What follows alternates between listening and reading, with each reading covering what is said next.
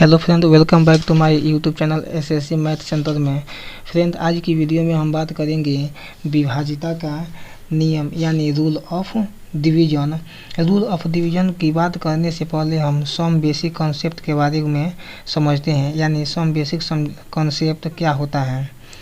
जैसे some basic concept ने point number 1 दिया हुआ है एग्जाम्पल 216, यानी किसी भी संख्या में 1 से भाग लगाने पर वही खुद संख्या प्राप्त होता है। यानी 216 में यदि हम 1 से भाग लगाएंगे तो वही खुद संख्या 216 ही प्राप्त होगा। यदि 212 में 1 से भाग लगाएंगे तो संख्या 212 ही प्राप्त होगा। अब सम बेसिक कॉन्सेप्ट का पॉइंट 2 को देखेंगे।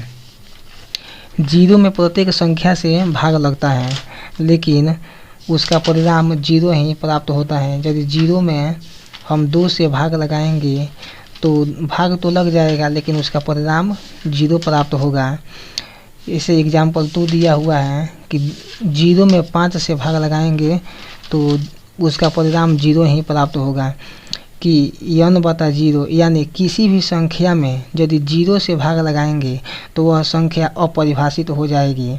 जैसे n का मतलब हो गया नेचुरल नंबर, और नेचुरल नंबर में किसी भी संख्या में यदि 0 से भाग लगाएंगे तो वह अपरिभाषित बन जाएगा। जैसे 7/0 यानी अपरिभाषित। फ्रेंड, अब हम बात करेंगे विभाजिता के नियम के बारे में। तो सबसे पहले हम देखेंगे 2 का विभाजिता नियम। 2 का विभाजिता नियम यानी 2 का विभाजिता नियम यह कहता है कि किसी भी संख्या का इकाई अंक 2 से पूर्णतः विभाजित होना चाहिए। यानी 2 का पावर 1। यह पावर का मतलब यह हुआ कि किसी भी संख्या का अंतिम इकाई अंक, ठीक है, यहाँ हम लिख देते हैं कि इकाई अंक, किसी भी संख्या का इकाई अंक।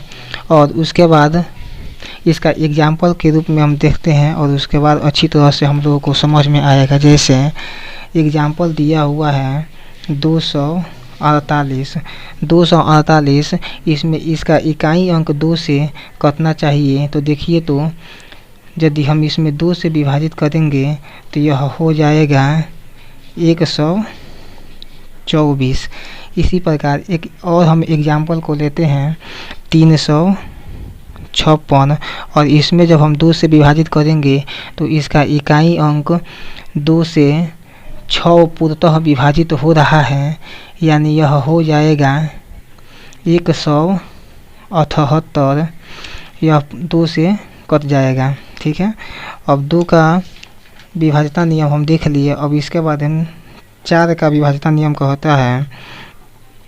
4 का विभाजिता नियम कहता है कि किसी भी संख्या का अंतिम 2 अंक, यानी 2 का पावर हम 2 लिख सकते हैं यह समझने के लिए कि किसी भी संख्या का अंतिम 2 अंक, यानी हम यहाँ लिख देते हैं कि अंतिम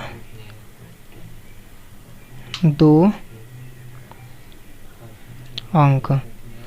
4 का विभाजिता नियम कहता है कि अंतिम 2 अंक, जैसे एग्जाम्पल हम लेते हैं, एग्जाम्पल हम ले लिए हैं 972, और 972 में जब हम 4 से विभाजित करेंगे तो यह जो अंतिम 2 अंक है यह 4 से पूर्णतः विभाजित हो जाएगा। यदि हम इसको कटाएंगे तो 4 एकम 4 और 18 से कटाएंगे तो 18 दूना 36, 36 दूना 72, यदि 18 बार में 4 से पूर्णतः विभाजित हो जाएगा। यदि हम 972 को 4 से विभाजित करेंगे तो यह हो जाएगा 4 दूना 8, 4 चौके 16 और 4 तिहाई 12, 243 बार में, ठीक है।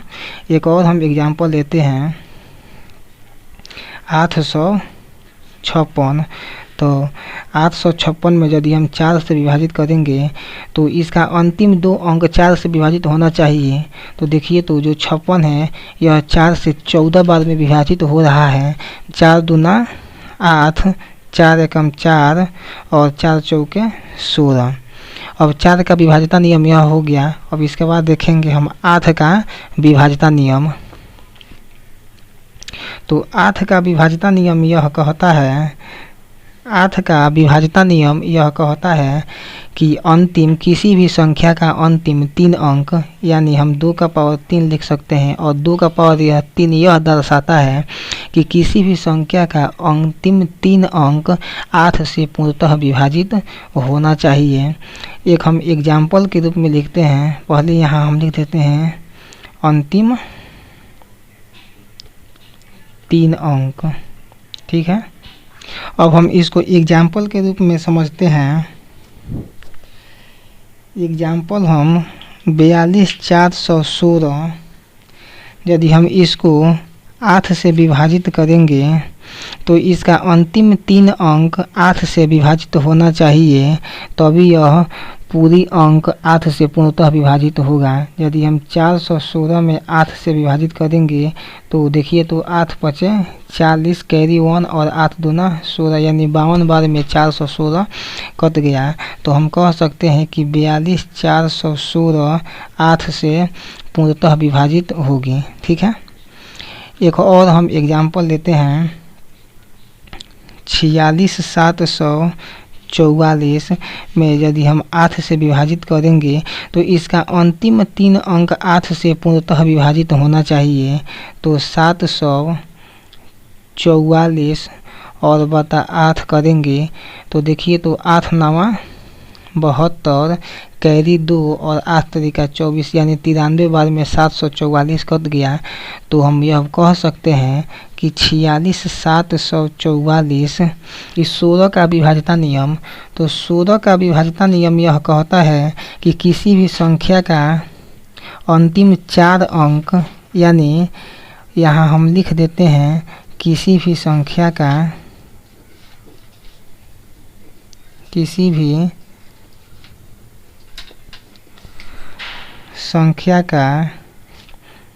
अंतिम 4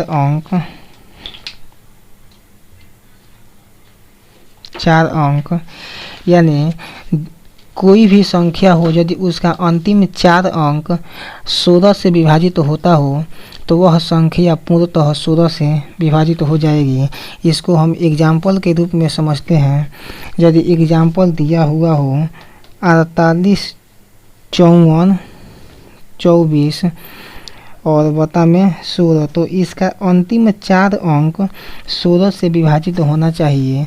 तो आइए हम चेक करते हैं कि अंतिम 4 अंक 16 से विभाजित हो रहा है कि नहीं। तो देखिए, तो 16 तिहाई 48, 6 2 16 तिहाई 48, ये हो जाएगा 14 और ये 4 16 9 44, यानी 144। यानी हम कह सकते हैं कि 48 54 24 16 से पूर्णतः विभाजित हो जाएगी। एक और एग्जाम्पल हम लेते हैं 96 74 40, यदि हम इसको 16 से विभाजित करेंगे तो इसका पहले हम जांच करेंगे कि अंतिम 4 अंक 16 से पूर्णतः विभाजित हो रहा है कि नहीं, और उसके बाद यदि यह अंतिम 4 अंक 16 से पूर्णतः विभाजित होता होगा तो यह पूरा संख्या 16 से पूर्णतः विभाजित हो जाएगी। तो कमेंट में बताइए कि यह वीडियो आप लोगों को कैसा लगा। यदि वीडियो अच्छा लगा हो तो लाइक कीजिए, सब्सक्राइब कीजिए। मिलते हैं नेक्स्ट वीडियो में, तब तक के लिए धन्यवाद।